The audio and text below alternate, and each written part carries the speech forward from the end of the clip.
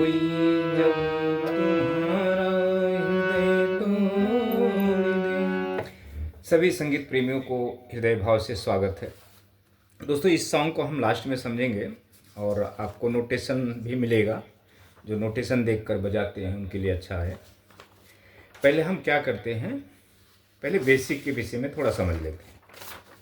इसको आप जब भी जो भी संगीत सीखने वाले प्रेमी हैं उनको समझना बहुत ज़रूरी है। दोस्तों, सीखना कम होता है, समझना ज़्यादा होता है, क्योंकि हमारे पास सिर्फ 7 स्वर है, सा रे गा मा पा धा नी सा, बस ये तो सरगम है। हालांकि इसी के माध्यम से हम लोग संगीत को सीखते हैं और समझते हैं। तो अब देखें दोस्तों, ये आपका समझ लें, हमने ये सी स्केल से लिया है यहाँ से। तो अब देखें, हमने बेसिक पहला जो हम अलंकार और आरोह अवरोह करते हैं।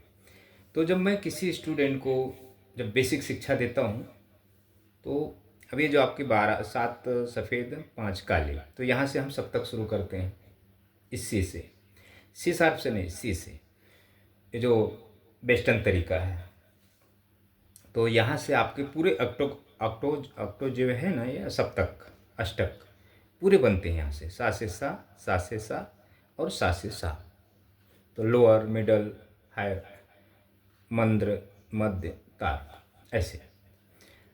अब अगर सा ये यहाँ से लेते हैं तो यहाँ से फिर बन जाएगा, यहाँ से लेते हैं सा तो फिर यहाँ से मंद्र शुरू हो जाएगा, फिर यहाँ से अगर सा लेते हैं तो यहाँ से मंद्र शुरू हो जाएगा। मतलब जैसे जैसे हम सा का स्केल आगे लेंगे सरगमों का, वैसे मंद्र आपका पीछे से शुरू होता जाएगा।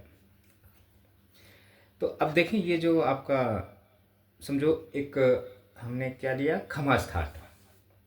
समझो आपको हमने इस पे बिलावल सिखा दिया, इस पर हम आपको खमास थाट सिखा रहे हैं। तो ऐसे ही हमको पेपर पे लिखना होता है। तो इसमें हमने कितने अलंकार लिए, 1 2 3 4। अच्छा, अब इस पे जितने भी नीचे लिखे हुए ना फिंगर नंबर है, ए इधर अलग लिखा हुआ, इधर अलग लिखा हुआ, इधर। तो ये जो सीखने वाला व्यक्ति होता है उसको पढ़ाई कराया जाता है। तब वो हम पेपर पर ऐसे 10 लेसन भी पेपर पर लिख के देंगे तो वो आराम से कर सकता है अपने घर पे, ना कि क्लासेस में। उसके पास हारमोनियम होना चाहिए। तो जब पुणे में जब हमारे पास जब स्टूडेंट आते थे तो मैं उनको यही सजेशन देता था कि आप हारमोनियम रख लो घर में, हफ्ते में 1 दिन आओ 2 घंटे के लिए, हम आपको लिखाई पढ़ाई सब करवा के सब समझा के आपको भेज देंगे, आप हफ्ता भर वो करो। तो यही मेरा शिक्षा का नियम था। तो अब सीखने वाले का क्या प्रॉब्लम है मुझे नहीं पता, वो क्या सोचता है क्या नहीं सोचता है, जो भी है। अच्छा, तो ये सीखने का एक प्रक्रिया जो है ना, बेसिक ऐसी होती है। तो बेसिक तो छोटा नहीं है दोस्तों, बहुत बड़ा है, आसान तो है नहीं। अच्छा, जब तक आप बेसिक सीखेंगे नहीं, जब तक आपको संगीत का मार्ग मिलेगा नहीं। आप चाहे सर पटक लें, चाहे गुरु आपको कैसा भी किस तरह तरह के आपको सिखाने का प्रयास करे, आपको आएगा ही नहीं दोस्तों। आपकी मेमोरी वीक हो जाएगी, आप पागल हो जाएंगे, आप संगीत के लायक बचेंगे भी नहीं। ऐसा है दोस्तों, संगीत बहुत बड़ा रिस्क है। और संगीत को आप कभी भी हल्के में ना लें। संगीत और जीवन का समझ लें, आपका संगीत ही आपका जीवन है, ऐसा है। तो ये हमारा जो शिक्षा देने का प्रक्रिया है ऐसी होती है। तो अब इधर जो फिंगर नंबर लिखे, आप समझो आपने आर ओ बजाया, फिंगर चला आपने, फिर उसके बाद जब अलंकार हम बजाते हैं तो फिंगरें नंबर चेंज हो जाती है। ये सीखना होता है, फिंगर चलाना। फिंगर ही नहीं चलेगा तो आप क्या बजाएंगे। जब हम गाने बजाते हैं तो फिंगरें चलती है। तो ये आपने समझा इसको, ये हम कुछ सिखा नहीं रहे दोस्तों, सिर्फ समझा रहे हैं आपको। सिखा के भी हमारा कुछ मतलब नहीं, आप सीख नहीं पाएंगे ऐसे वीडियो के माध्यम से। ये सब संगीत क्या है दोस्तों, प्रैक्टिकल होकर सीखा जाता है गुरु के माध्यम से। अगर वीडियो के माध्यम से लोग सीखते थे ना, तो एक से एक गुरु पड़े हैं, कई बरस से शिक्षा दे रहे हैं यूट्यूब के वीडियो के माध्यम से, हर व्यक्ति सीख जाता था। अच्छा, ये आप ज़रा स्क्रीन ले लें और ज़रा आप इसको इसको समझे, हारमोनियम को ना समझें। इसको क्या लिखा है, हमने कैसे लिखा है। खमास थाट के विषय में तो आपको पता होगा। अब यहाँ फिंगर नंबर है ऐसे, तो ये आप सिर्फ पढ़ें, उसको देखें कि कैसी लिखी हुई चीज़। अच्छा चलो, हारमोनियम नहीं है आपको, आप इस पेपर पर तो फिंगर रख सकते हैं। इस पर अंगूठा रख सकते हैं, 4 नंबर, 1 नंबर की फिंगर रख सकते हैं, 2 नंबर की फिंगर रख सकते हैं, फिर 4 रख सकते हैं, फिर 1 2, इस पर आप फिंगर रख कर प्रैक्टिस कर सकते हैं। फिर हारमोनियम पे रखें, याद हो जाता है जल्दी से। तो ये इतना आसान भी नहीं है दोस्तों कि संगीत ये बेसिक आपको तुरंत समझने लगे। अच्छा ये हो गया आपका। अब हम क्या लें, ये भी एक अलंकार है। तो अब देखें ये हमने कहाँ से लिया है, डी स्केल से, डी शार्प स्केल से, आशावरी। ये सब हमने वीडियो कर चुके दोस्तों 6 महीना पहले, कम से कम 100 वीडियो से ऊपर हमने किया है ये शिक्षा देने के लिए। कोई भी बंदा कमेंट नहीं किया कि हाँ गुरुजी हम आपको फॉलो कर रहे हैं, सीखने का प्रयास कर रहे हैं। कोई भी व्यक्ति नहीं, हमने फिर बंद कर दिया क्योंकि मेरा मेहनत बेकार जा रहा है ना दोस्तों। तो अच्छा अब इसको समझें। अब हमने यहाँ से समझो पूरे स्केल के पूरे जो बटन दिख रहे हैं आपको, सभी पे हमें 10 थाट का ज्ञान है। सभी पर आपको 10 थाट का नॉलेज होना चाहिए, तरह तरह से फिंगरें चलनी चाहिए। तो ये जो अलंकार है ये सब ये सीखने के समय लगता ही है। फिर जब आपको आ जाता है फिंगर चलाना, सब समझने लगता है, तो ये फिर ये सब कुछ काम का नहीं है। ये इसका कोई लेना देना नहीं लास्ट में। फिर आपको सिर्फ गाने पे या वोकल पे ध्यान देना है। तो हम गाने में या वोकल में जो भी है, हम कविता ही तो बोलते हैं ना, गीत ही तो गाते हैं ना, छंद तो गाते हैं ना, कि सारे गामा गाते हैं। सारे गामा से कुछ लेना देना नहीं। एक तो एक माध्यम है आपको शिक्षा देने का, किसी के माध्यम से आपको हम पढ़वा सकते हैं और फिंगर चलवा सकते हैं। ये तो अब देखें, अब ये जो आपका जो कर्ण स्वर है मैं आपको बता देता हूँ, थोड़ा आपको बता। अब ये डी शार्प है, यहाँ से लिया, आशावरी लिया हमने। सा, पहले मंत्र में जाते हैं हम, सा नी ध प म ग रे सा, सा रे ग म प ध नी सा। ये फिर मध्य में चलते, सा रे ग म प ध नी सा। ये मध्य हो गया आपका। अब यहाँ से तार शुरू हो गया, तो समझो हमारा आगे और बटन नहीं है, तो हम सिर्फ पा तक चले जाते हैं। सा रे ग सा। अच्छा, सरगमों को हम यहीं तक बोल सकते हैं, आगे हम बोलेंगे तो हमारे गला खराब होने का डर है।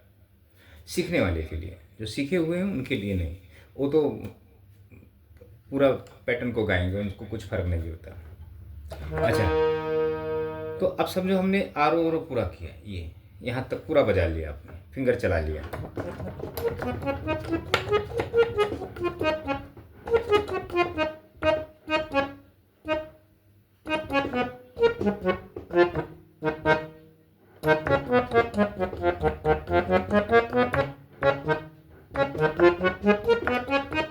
जो भी पूरा बजा लिया, फिर इसको हम कुछ अलंकार में बजाते हैं। तो जो अलंकार का जो हमारा जो पैटर्न होता है,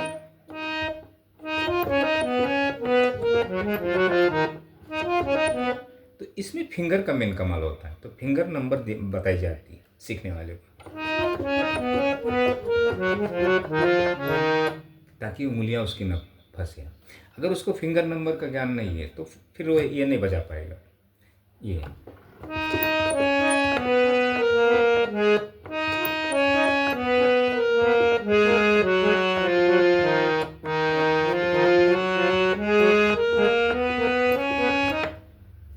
तो ये जरा भी एक फिंगर अगर गलत हो गया तो आप आर ओ नहीं कर सकते।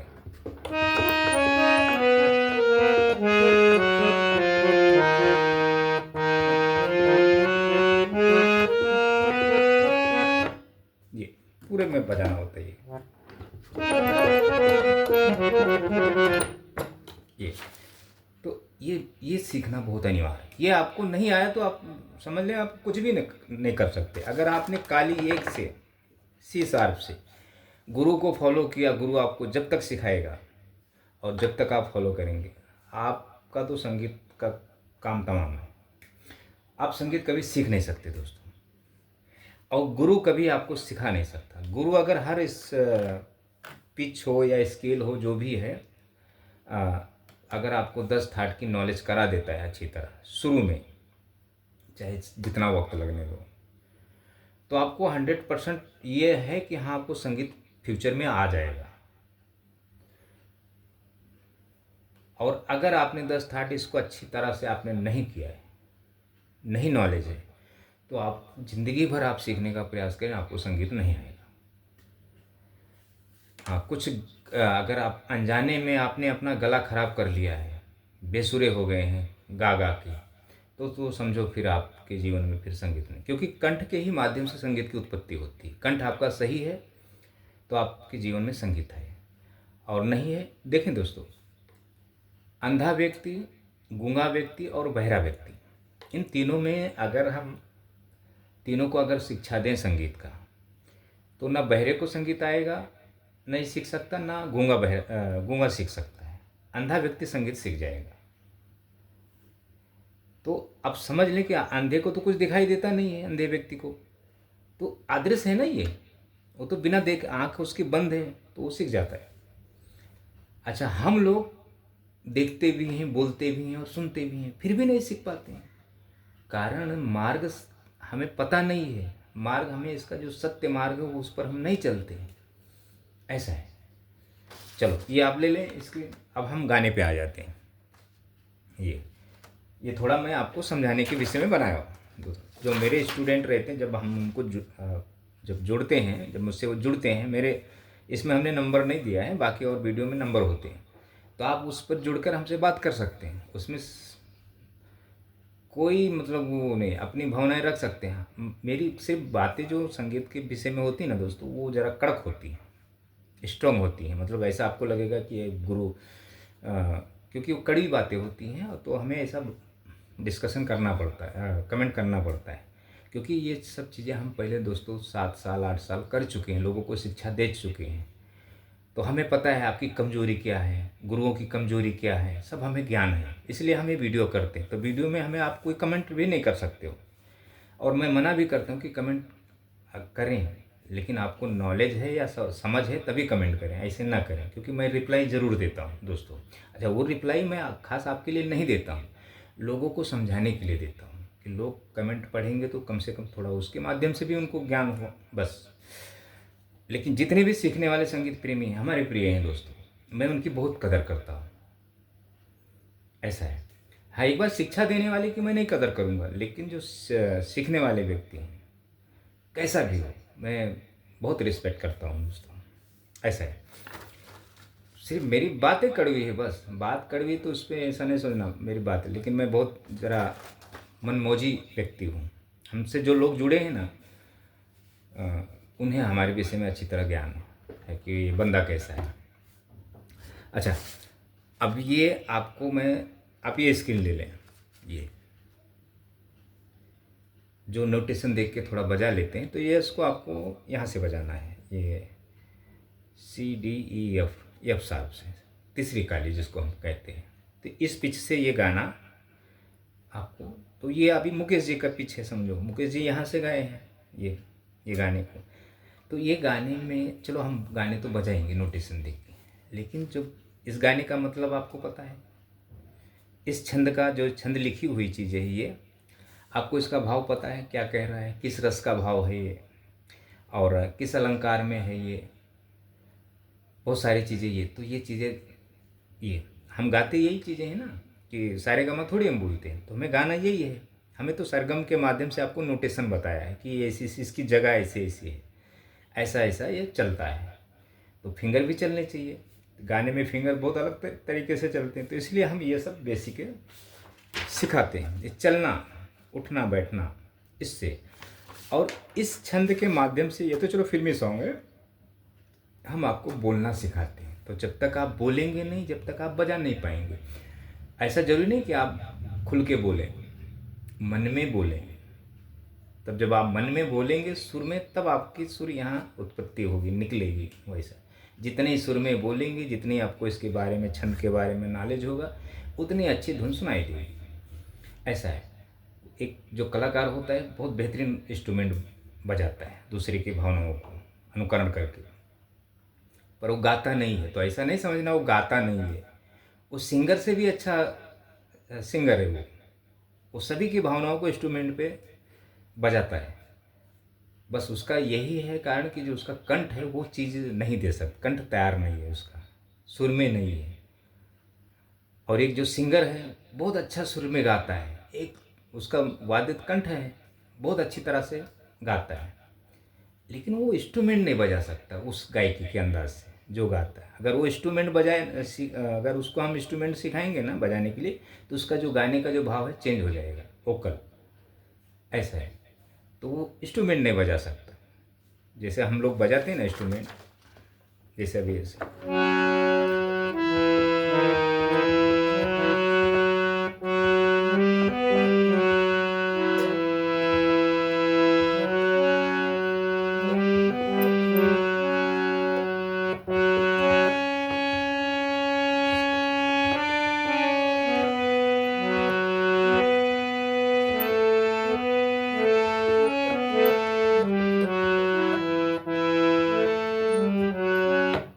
ये तो हम उसको हमारे अंदर वो चलते हैं, इसलिए हमें तो ये अभी समझो हरकत में नहीं बजा रहे, सीधा सादा में बजा रही है। तो जब हम किसी वाद्य के, जैसे अभी तबला हुआ, ढोल हुआ, अगर हम उसके उसमें बजाएंगे उसके साथ में, तो बजाने का अंदाज अलग हो जाता है। ये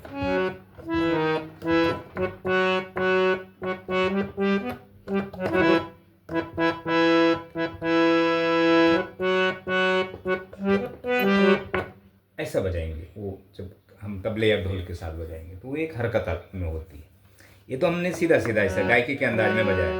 कोई जब तुम्हारा हृदय तोड़ दे, तड़पता हुआ जब कोई छोड़ दे, तब तुम मेरे पास आना प्रिय, मेरा दर खुला है, खुला ही रहेगा तुम्हारे लिए। तो ये एक गायकी।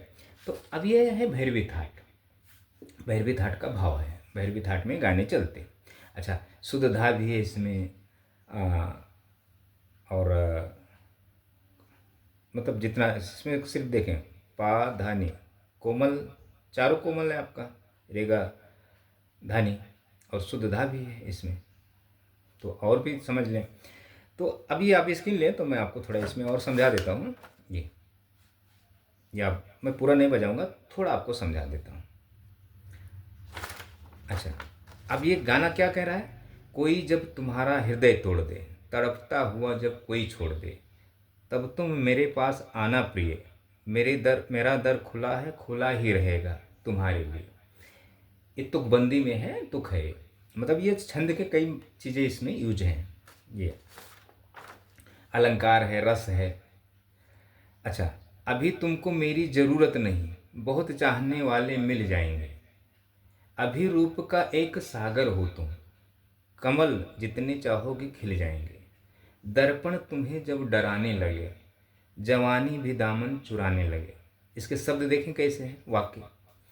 तब तुम मेरे पास आना प्रिय, मेरा सर झुका है, झुका ही रहेगा। जैसे एक जो गाने का जो भाव है, तो इसके शब्द आप देखें कैसी लिखी हुई चीज़ है। तो ये सब चीज़ें थोड़ी आपको पढ़ाई करनी पड़ती है जब आप संगीत सीखते हैं। तो इसके गुरु नहीं होते हैं दोस्तों कि आपको ये सब चीज़ें पढ़ाएंगे या समझाएंगे। अगर गुरु होते थे तो आप पता नहीं कितने लोग सीख जाते थे। अच्छा, ये जो सिंगर है मुकेश जी, इनके पीछे शास्त्रकार हैं, साहित्यकार थे, गीत लिखने वाले थे, संगीतकार थे, मतलब तरह तरह के लोग, 50 लोग थे इनको ये बताने वाले। लिख के एक मुकेश जी ने थोड़ी गाना लिखा है होगा या किसी की लिखी हुई चीज़ ये गा रहे हैं ना, कंठ उनका है मुकेश जी का, निभाए उन्होंने अच्छे से। लेकिन उनको जो लोग बताने वाले कई लोग थे, इसको ऐसा नहीं, ऐसे इस पैटर्न पे गाना है, इसका ऐसा है जो, तो वो मुकेश जी ने उसी हिसाब से गाया जो भी। तो एक का योगदान नहीं, इसमें कई लोगों का योगदान है। और हम सिर्फ समझते हैं कि मुकेश जी ने गाया है, सिर्फ नाम किसका है? मुकेश जी, क्योंकि उनका कंठ है। तो सिंगर इसलिए बादशाह होता है, सब उसी को सुनते हैं। तो जो उन्हें जब मतलब बताने वाले जो होते सब, उनका कोई नाम नहीं, उनको कोई जानता भी नहीं है दोस्तों ऐसा। तो ये चीज़ें ऐसा है। तो देखें थोड़ा और।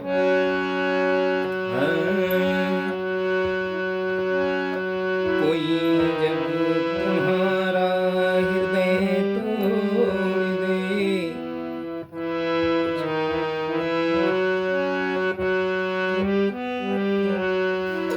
तड़पता हुआ जब कोई छोड़ दे,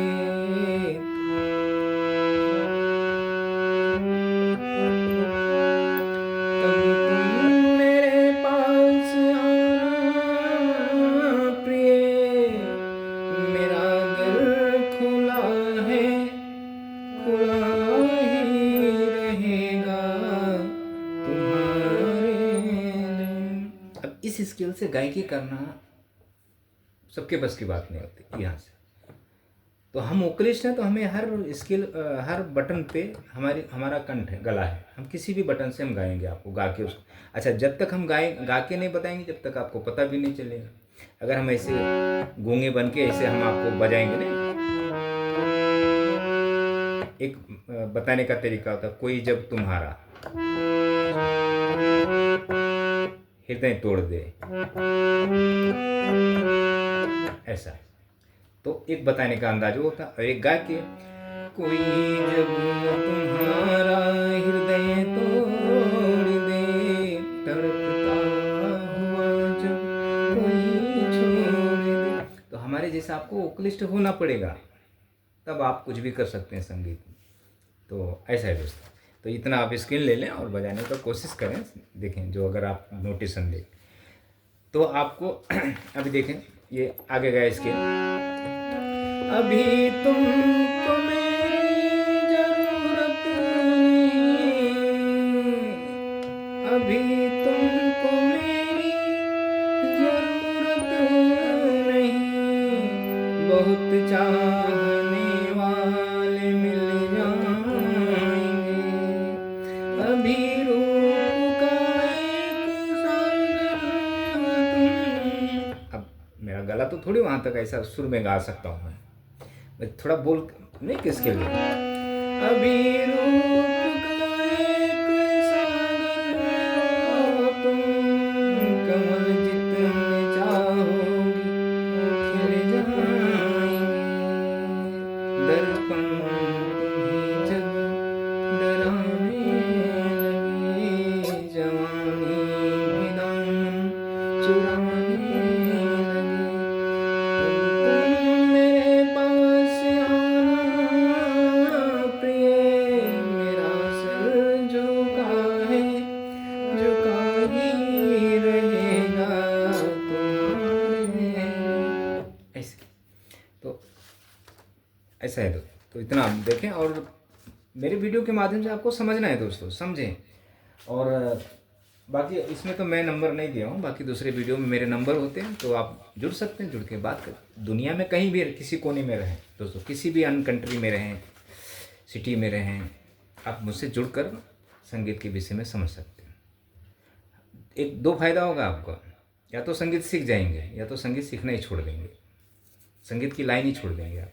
मेरे से जुड़ने का मतलब है यही है दोस्तों, भटकना आपका बंद हो जाएगा। तो दोनों में फ़ायदा है, या तो सीख जाएंगे या तो सीखना छोड़ देंगे, तो कम से कम आपका समय बच जाएगा, आप वो लाइन ही छोड़ देंगे, भटकना, जो चीज़ मार्ग नहीं है, तो कम से कम आपको ज्ञान हो जाएगा। तो ऐसा दोस्तों, तो चलें हम अगली वीडियो में कुछ नया लेते हैं। तो थैंक यू दोस्तों।